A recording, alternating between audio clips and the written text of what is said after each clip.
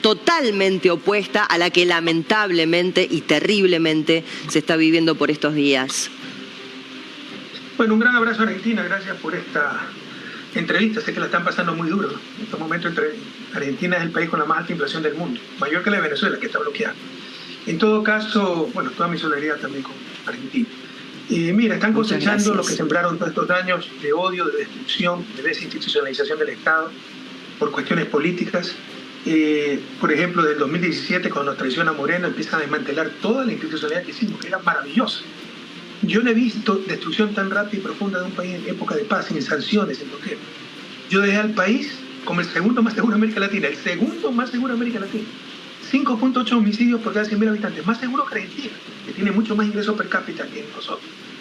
Y ahora tenemos 43 homicidios por cada 100.000 habitantes, esta metrópolis, 5 países más violentos del mundo, 5 países más violentos de todo el planeta.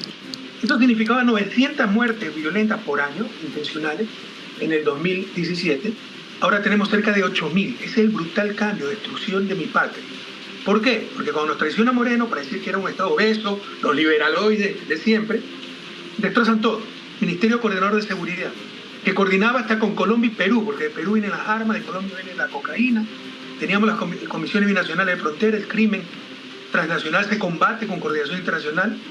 También coordinaba todas las instancias de seguridad nacionales, Secretaría de Inteligencia, Policía, Fuerzas Armadas, todo lo destrozaron. Eliminaron el Ministerio Coordinador de Seguridad.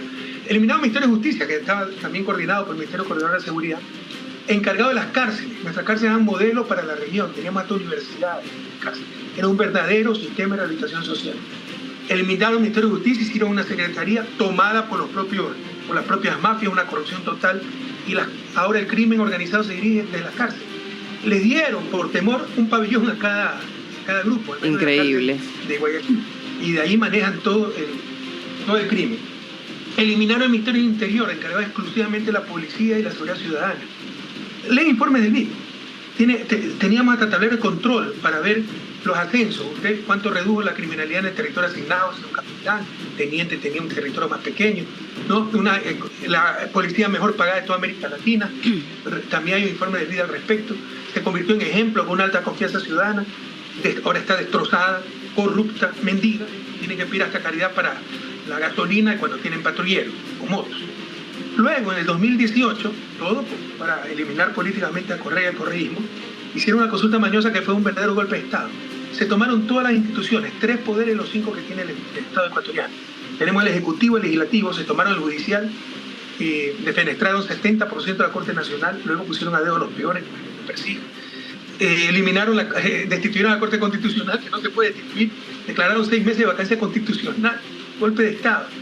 Se tomaron la función electoral, Consejo Electoral, Tribunal Contencioso Electoral, de ahí no podemos tener elecciones limpias, y se tomaron una función muy especial del Estado ecuatoriano, que es la función de transparencia y control social, que tiene un organismo, el Consejo de Participación Ciudadana, que elegía por concurso nacional de merecimiento a las autoridades claves. El Consejo de la Legislatura, que elegía el sistema de justicia, procurador, controlador fiscal, todo lo destrozaron, pusieron a los peores con tal de que presidente Correa, y aquí están las consecuencias, lloramos lágrimas de sangre. Además, a nivel internacional, los carteles de droga de México empezaron a ver hacia el sur porque perdieron mercado en Estados Unidos por el fentanilo, sobre todo por eso, la impulsión de drogas químicas, sintéticas, y tomaron contacto con los grupos de delincuencia organizada ecuatorianos que, junto con la debilidad de la destrucción del Estado, fue el caldo de cultivo perfecto para que estos grupos crezcan, se fortalezcan, estén más armados que la fuerza pública e incluso, algo que nunca se había dado, hayan infiltrado al Estado. Porque han infiltrado Fuerzas Armadas, Policía, sistema de justicia, sistema carcelario que lo manejan ellos y el propio gobierno, al menos el gobierno anterior de Guillermo Lasso. Presidente Correa, un gusto saludarlo, lo saluda Fernanda del Piso y muchas gracias por estar con nosotros esta mañana. Le quería hacer una pregunta sobre lo siguiente. Usted hablaba sobre la influencia que tuvo la reducción del Estado y cómo esto impactó directamente en el crecimiento de estas bandas narcocriminales en el Ecuador. Acá Javier Milei lo que hizo también fue reducir el Estado, pero podríamos vincularlo en materia económica de alguna forma con los efectos que produjo la dolarización en el crecimiento de las bandas narcocriminales. O sea, es indudable que con dólar es más fácil lavar dinero. Por eso usted tiene que tener mucho más cuidado y los controles son muy rigurosos en Ecuador. lastimosamente hay grandes contradicciones. Usted puede depositar $1.000 millones en los paraísos fiscales del propio Estados Unidos y no pasa nada. Pero deposita más de $10.000 en el sistema bancario ecuatoriano, se prenden todas las alertas, ¿no? También eliminamos en el 2011 los juegos de azar, porque la mejor manera de lavar dinero es a través de casinos, juegos de azar. Añádele eso un país dolarizado, Ecuador hubiera sido una lavandería. La gente está tan perdida, el gobierno, por ejemplo, gente del gobierno tan perdida en cuestiones de seguridad, que quieren volver a los casinos y que para generar empleo. Lo que van a generar es un lavado monstruoso de dinero. En principio, si la dolarización te vuelve más vulnerable al lavado de dinero y a atraer el crimen organizado. Por eso es tener mucho mayores controles que los hay en Ecuador. Pero en estos momentos han quedado en letra muerta porque todo está corrompido. Así es, presidente. Bueno, vemos que el crimen organizado ha demostrado también lo permeable que son las fronteras. Escuchábamos estos últimos días al presidente de Chile, Gabriel Boric, decir que Chile no era Ecuador tras el asesinato de una niña de 10 años. Por otro lado, decir a la ministra de Seguridad de la Argentina, Patricia Bullrich, que la droga que entra a Argentina viene de Chile. Y por otra parte, también solo a modo de ejemplo, que la presidenta de Perú, Dina Boluarte, cerró las fronteras. ¿Cómo se aborda esto, presidente? ¿Cuál sería la propuesta en materias de integración y cooperación regional para poder combatir a estas bandas narcocriminales? Debe ir un poco más allá. Para combatir el crimen organizado no se necesita un Rambo, se necesita un Sherlock Holmes, y no se entiende. Se necesitan 3 factores fundamentales. Inteligencia, descubrir la estructura de las bandas, porque si no, sacan al jefe y queda el resto, ¿no? Por dónde viene el dinero, por dónde sale la droga, por dónde entra el armamento. Ahora, lastimosamente eso se sabe. Y en un estado infiltrado por los grupos organizados delincuenciales no se hace nada. Todo el mundo sabe por dónde sale la droga de Ecuador. Por el puerto de Guayaquil con tierras de banano. No tienen ni escáneres, ¿no? ¿Por dónde viene la droga? Nosotros no producimos droga, de Colombia. De hecho, se ha desplazado de la costa colombiana a la selva, al Putumayo. Es más difícil sacarla, sale por el río Putumayo. Es relativamente sencillo controlar, pero también hay altos estamentos de las marinas de los 2 países comprometidos con el narcotráfico. Entonces, primero se necesita inteligencia. Tecnología, fortalecerlo primero. Ruta del dinero, cortar la ruta del dinero. Escáner, como le decía, ¿no? Sistemas en los aeropuertos de control, en las cárceles mismos, inhibidores de celulares, control de entrada de objetos ilícitos. Pero insisto, el problema es que cuando se tiene y hay un Estado corrompido, no sirve de nada. Cuando quieren, cuando ellos quieren, no pueden meter un alfiler en la cárcel. Cuando les da la gana, pueden meter un tanque de guerra. Entonces, hay que hacer una limpieza total del Estado. Esto empieza por una depuración total de Fuerzas Armadas, Policía Nacional y el propio Estado, de Justicia, etc. Y tercero, crimen organizado se combate, transnacional se combate con coordinación internacional. Esto era UNASUR. En UNASUR teníamos un espacio para luchar contra el crimen organizado. El odio destruyó UNASUR. Eso era en las comisiones binacionales de frontera con Colombia y Perú. El odio de la derecha ecuatoriana destrozó el Ministerio Coordinador de Seguridad, que manejaba esas comisiones, y desaparecieron también las comisiones. Por supuesto que se requiere coordinación internacional para luchar contra el crimen transnacional. ¿Y cómo se trabaja sobre esa coordinación internacional? Porque esto ya se trata de un problema totalmente regional, no propio de Ecuador o de Colombia. Hablaba de crimen organizado, de jefes narcos que ya desde la cárcel manejan absolutamente todo. Me retrotraigo a lo que pasa en nuestro país, en la provincia de Santa Fe, en Rosario, en donde el recién asumido Puyaro ya ha recibido en más de una oportunidad amenazas y hasta ha decidido trasladar a su familia a otra ciudad por miedo a represalias. O sea que estamos hablando de algo que acontece ya en toda la región. Entonces, ¿cómo abordamos esto? Como decía muy bien usted recién, internacionalmente en conjunto para combatir al crimen organizado. Le decía una idea fuerza a los jóvenes que me están escuchando. Más que Ramos necesitan Sherlock Holmes. Y lo que le pasa a ese gobernador es muy importante, porque tal vez también podemos ser injustos. Pues corrupto liberó a un narcotraficante, y si le amenazaron a la familia y no tiene protección del Estado, ¿qué hace? No se trata tampoco de ser suicida. Entonces se necesita el apoyo del Estado y la coordinación internacional. Le he dicho, ruta del dinero, ruta del narcotráfico, ruta del armamento. Pero también yo creo que se necesita un cambio en la estrategia global de las drogas. Mire, el problema de las drogas actual es muy similar al problema del alcohol en Estados Unidos en los años 20 del siglo pasado. De hecho, el alcohol es una droga suave, pero droga. Ellos hicieron una enmienda que prohibía la venta de alcohol en los años 20. se les desarrolló el crimen organizado, los Al Capone, los Gatos de Chicago, se seguía vendiendo alcohol sin control sanitario, no se pagaba. La famosa ley seca. Tuvieron que derogar esa enmienda. Es la única enmienda constitucional en la historia de Estados Unidos que ha sido derogada. ¿Por qué? Porque se consumía alcohol de mala calidad, la violencia, los muertos estaban en Estados Unidos. ¿Cuál es la diferencia en la lucha contra la droga? Que el alcohol es otra droga, que los muertos están en América Latina. Eso es todo. Por eso Eduardo Galeano, con su con la capacidad, lo mordaz que era, su capacidad de ironía, decía: en la lucha contra la droga las responsabilidades están repartidas. Nosotros ponemos los muertos, ellos ponen las narices. Se requiere también combatir el consumo, se requiere también combatir en el puerto de destino, Amberes, Rotterdam, Estados Unidos, y se requiere un cambio en estrategia en cuanto a solo utilizar la violencia para tratar de reprimir el problema de las drogas.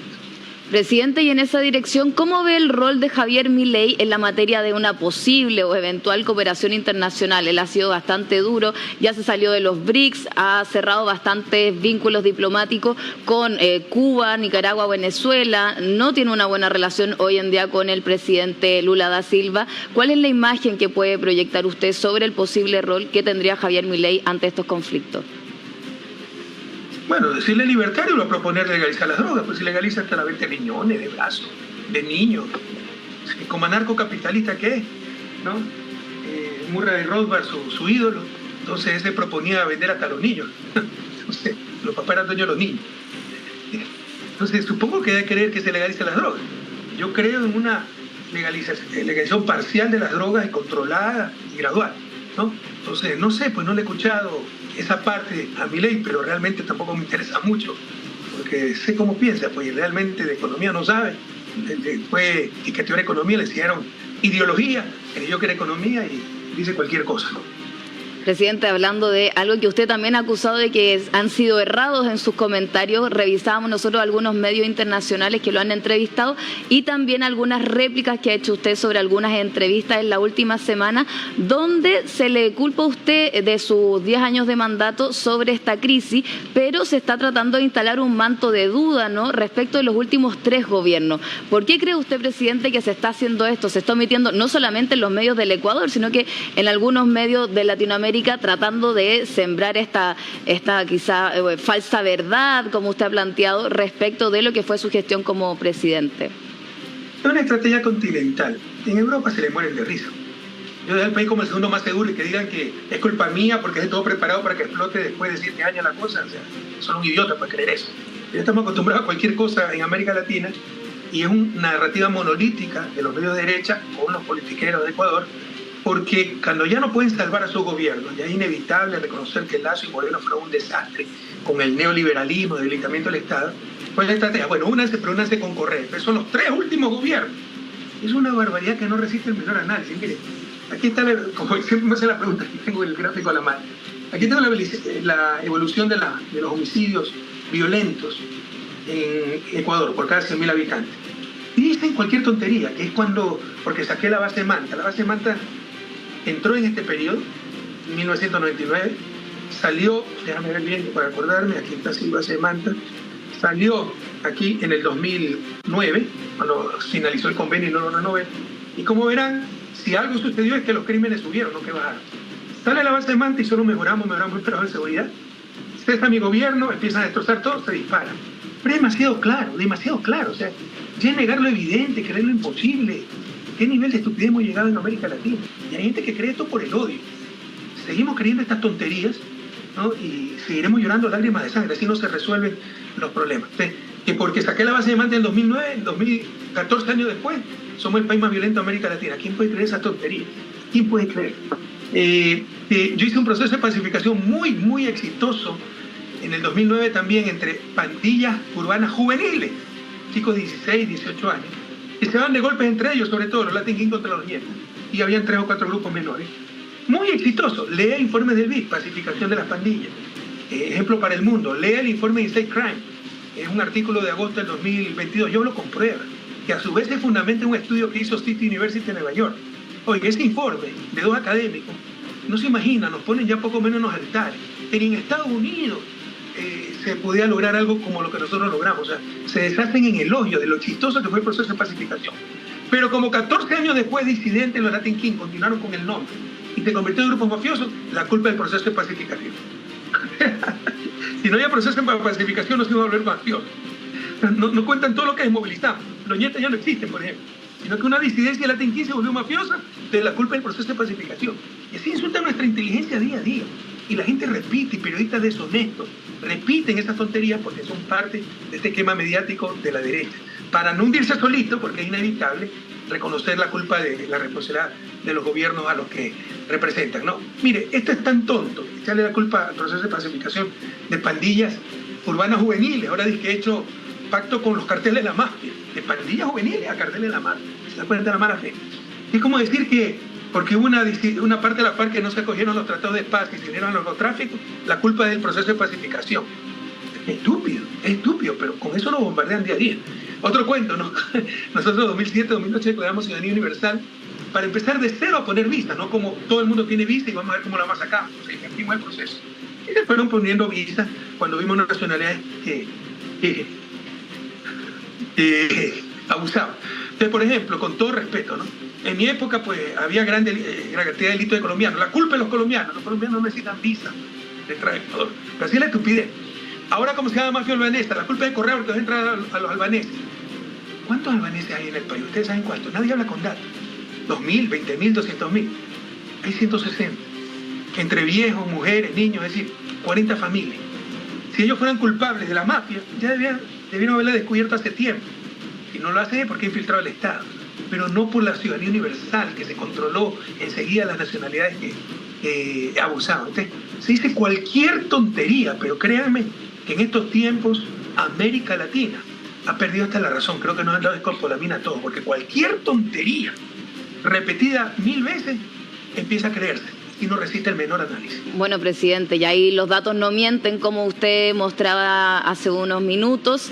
Lo que sí podemos decir es que la derecha acá no está unida ideológicamente, sino que lo que la está uniendo es el odio con la izquierda, y eso queda muy en evidencia también con lo que está pasando en Ecuador. Presidente, para ir cerrando esta entrevista, ¿qué mensaje le enviaría usted a los ciudadanos ecuatorianos que están tanto dentro del Ecuador como fuera? Aquí también hay compatriotas de usted que están en la Argentina, bueno, muchos también viendo cómo su familia están bajo el asedio de las bandas narcocriminales dentro de las distintas calles del Ecuador. ¿Cuál sería el mensaje de cierre que usted le enviaría a ellos? Mire, voy a ser un poquito duro. Primero siempre esperanza y solidaridad, pero un poquito duro. Hay mucha gente que cree estas tonterías, porque me caes mal Correa. Mientras sigamos siendo presa de lo mismo de siempre, creyendo estas tonterías, vamos a seguir en esta desgracia. Es que no vieron cómo vivimos del 2007 al 2017. Se han pasado 7 años, queridos jóvenes, 7 años tratando de desmerecer los logros, ¿no? El segundo país más seguro de América Latina, exportadores de energía cuando encontré el país con corte de luz. Ahora de nuevo tenemos corte de luz e importamos energía. No he visto destrucción tan rápida en un país en época de paz, ¿no? Es tristísimo. El ingreso per cápita ha retrocedido al nivel del 2011. En lugar de avanzar, hemos retrocedido al nivel del 2011. Subió la pobreza, desigualdad, cuando éramos campeones de reducción de pobreza y desigualdad. Y algunos creen estas tonterías y votan por la oposición. Y después, ¿por qué estamos mal? Porque votan por el sistema. Y lo que produce ese sistema que no ha tenido 200 años en su desarrollo. Miren, Fernando, por eso le dije que iba a ser un poquito duro. Sinceramente, puede ser que le caiga mal a alguien, pero que vean que estoy equivocado. Con lo que nosotros hicimos en Ecuador, sin hacer campaña, deberíamos ganar la elección. Y no la ganamos. Claro, me tienen a mí afuera, difamación, persecución, etc. Pero aún así deberíamos ganar. Entonces, algunas veces pienso que somos adictos a su desarrollo. Nos gusta lo que tenemos, porque en nuestras manos está el cambio. Votar adecuadamente, votar por lo comprobado, pese a lo que digan, la realidad, la evidencia. Votar con las neuronas, no con las vísceras, independientemente si a alguien le cae mal o bien, si hizo bien las cosas o no. Evidentemente, el 2007 al 2017 ha sido la mejor década de la edad moderna del país.